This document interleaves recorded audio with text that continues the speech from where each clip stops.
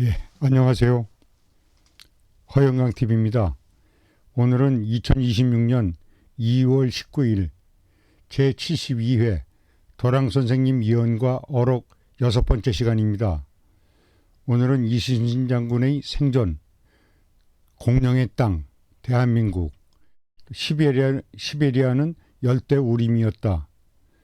네 번째는 깨달음은 마상, 몽상, 측상이 있다라는 말씀을 드리도록 하겠습니다. 허영광TV는 디지털 문명 창조를 위해서 지속적인 노력을 하고 있습니다. 오늘은 도랑선생님 소개 6번째 시간입니다. 우리는 이순신 장군이 그 해전에서 마지막으로 이렇게 전사한 것을 끝으로 알고 있습니다. 저 역시도 스승님께 말씀을 듣기 전에는 이렇게 알고 살아왔습니다. 그러나 그 이순신 장군은 전사를 하지 않았고 지리산에서 1000명을 다하고 돌아가셨다는 말씀을 전해 듣고 저도 깜짝 놀랐습니다. 그럼 본격적인 말씀을 드리겠습니다. 이순신 장군은 전사하지 않았다. 다만 살아남아도 역적으로 몰려 죽을 운명이었기에 죽음을 가장하여 지리산에 들어가 신선과 같이 1000명을 다하고 신선과 같은 삶을 살다가 돌아가셨다고 전해지고 있습니다. 그래서 이순신 장군은 이렇게 죽음을 가장해서 자신은 숨어서 지리산에 들어가서 은거를 해서 신선과 같은 삶을 살았다는 이러한 말씀이 전해지고 있습니다. 그리고 이순신 장군에 얽힌 또 하나의 얘기를 말씀드리겠습니다. 지금 이렇게 보시는 바와 같이 영산강에서 전라남도 목포 나주 이쪽으로 이 영산강이 흐르죠. 여기서 이순신 장군이 혼자서 뱃놀이를 즐기고 있는데 한 여군 장교가 임진왜란 때도 여군이 있었던 모양입니다. 이렇게 저 배를 짚고 놀고 있는 걸 보고 이순신 장군이 여기를 배를 쫓아갔답니다. 이거에 대한 얘기입니다. 이순신 장군이 영산강에서 작은 배를 혼자 타고 여가를 즐기고 있는데 앞에 젊은 여군이 있어 배를 쫓아가는데 배를 빠르게 몰면 빠르게 가고 천천히 가면 앞에 배도 천천히 가서 나중에 이 여군과 친해지게 됐답니다. 이때 이순신 장군이 배를 몰고 가다가 지쳐서 속도가 떨어지면 이 앞에 가던 배도 멈추고 그래서 나중에 이순신 장군이 지쳤다고 하네요. 이순신 장군은 이 여군 장교로부터 많은 작전을 배우게 되었답니다. 이순신 장군이 23전 23승이라는 불멸의 업적을 남기셨는데 그 많은 부분이 이 여군의 가르침이 있었다고 합니다. 그래서 이 영산강에서 있었던 이 나룻배 사건이 이순신 장군이 세상을 나라를 구하고 세상을 평정하는 이러한 위협을 달성하게 해준 것이 이 여군의 가르침이랄까 여군의 조언을 받아서 그렇게 했다는 말씀을 듣고 저도 숙연해졌었습니다. 한 가지 예로 연산군 때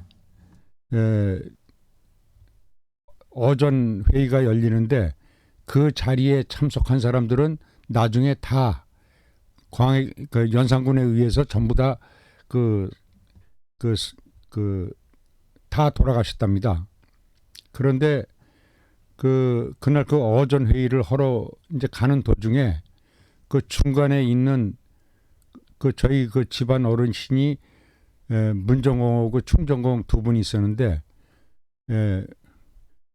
충정공은 어, 충정공, 문정공, 그 허종과 허침 두 분이 형제인데 그 당시 그때 두 분 다 뭐 영의정 좌의정 그랬었다고 합니다.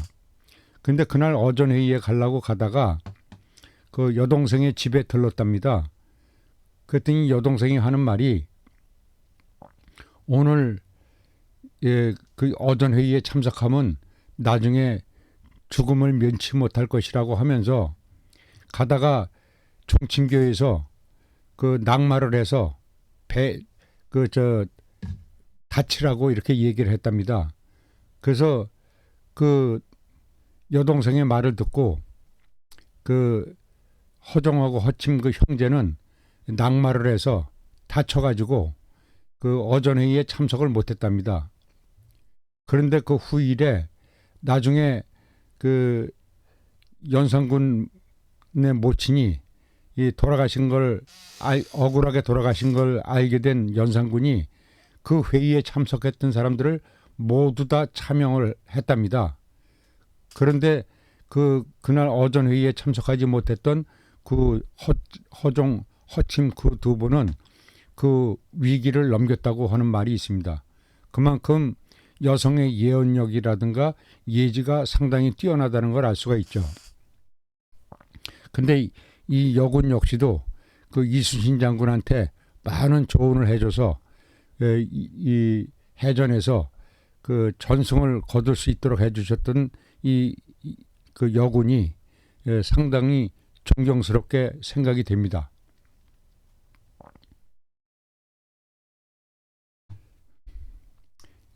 먼저 시간에도 말씀을 드렸지만 세계 최초의 공룡 서식지가 한반도였다는 것입니다. 한때 한반도 전체가 공룡의 땅이었다. 세계 최초의 공룡 서식지가 한반도였다. 어느 날 우주점정께서 한반도가 공룡의 탄생지이고 공룡이 살던 땅이라고 하셔서 상당히 의아해 했었다. 학교 다닐 때 공룡은 서양에나 있는 것으로 알고 있었기 때문입니다. 뭐 저뿐이 아니라 모든 학생들이 다 이렇게 생각을 했죠. 뭐 우리 교과서에는 한국의 한반도에 그 공룡이 있었다는 얘기는 없고 그 외국 땅에만 있는 것으로 이렇게 나와 있었기 때문에 우리 모두가 다 이렇게 알고 있었죠. 그러나 이날 말씀을 듣고 귀가하던 길에 올랐는데 마산역에서 신문을 하나 사보게 됐습니다. 경남 고성에서 공룡 화석이 발견되었다고 보도가 된 것입니다. 저는 이걸 보고 깜짝 놀랐습니다. 그 제가 가다가 이렇게 그 공룡 신문을 볼 걸 미리 알고 계셨나 하는 그런 생각을 갖게 됐었죠. 어쨌든 한반도가 이러한 그 공룡의 땅이었다는 것을 다시 한번 새롭게 새기면서 다음으로 넘어가겠습니다. 또 한 가지 놀라운 일은 시베리아가 열대우림이었다는 것입니다. 현재 시베리아는 대단히 춥고 얼어붙은 동토의 땅이죠. 그러나 시베리아가 과거 한때 열대우림이었다고 말씀하셔서 깜짝 놀란 일이 있었습니다. 열대우림 시베리아가 갑자기 추워져 맘모스가 그대로 얼어붙어 수천 년이 지난 지금도 시베리아에서는 얼어붙은 맘모스의 고기를 떼어 먹는다는 말씀을 하셨습니다. 그리고 나중에 보니까 텔레비에서 사람들이 시베리아에서 맘모스 고기를 베어다 먹는 것을 방송에서 보았습니다. 그래서 과거에는 이렇게 시베리아가 열대우림이었다는 것입니다. 그런데 이 열대우림이 변해서 지금 이렇게 동토의 땅이 됐죠. 그래서 세상사 우리가 지금 눈에 보이는 역사만 역사로 여길 것이 아니라 이러한 과거가 있었다는 것도 우리가 상기해 볼 필요가 있다고 이렇게 생각이 됩니다. 후에 제가 비행기를 타고 그 시베리아 상공을 날아가면서 시베리아 일대가 열대지병이었다는 상상을 해보면서 그 내려다본 그런 일이 있었습니다. 그 우리는 상상도 못했던 이런 일이 과거의 지사에 있었다는 것을 그 스승님의 말씀을 들어서 이것을 알게 되었기 때문에 놀라웠다는 얘기입니다. 다음은 깨달음에 대한 얘기입니다. 그 어떤 큰 일이 있기 전에 꼭 사람이 어떤 큰 깨달음을 얻어야 됩니다. 그에 대한 얘기를 말씀드립니다. 도랑 선생께서 인간에게는 깨달음을 얻는 세 가지 방법이 있다고 도랑 스승께서 말씀하셨습니다. 물론 이 세 가지 방법 외에도 깨달음을 얻는 다른 방법도 있겠지만 진심으로 구한다면 하늘이 도와 진실을 알아낼 수가 있다는 얘기입니다. 마상이라고 하면 말을 타고 다니면서 깨달음을 얻는 방법입니다. 현대인 자동차 등의 여행을 하면서 깨달을 수도 있겠지요.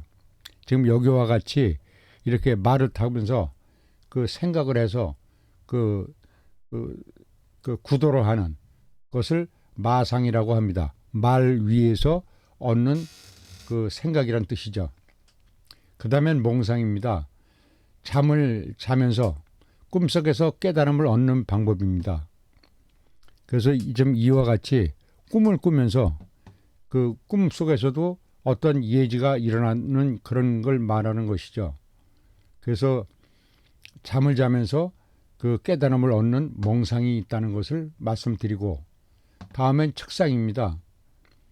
옛날에는 화장실이라는 말은 요 근자에 생긴 말이고 옛날엔 측간이라고 그랬습니다.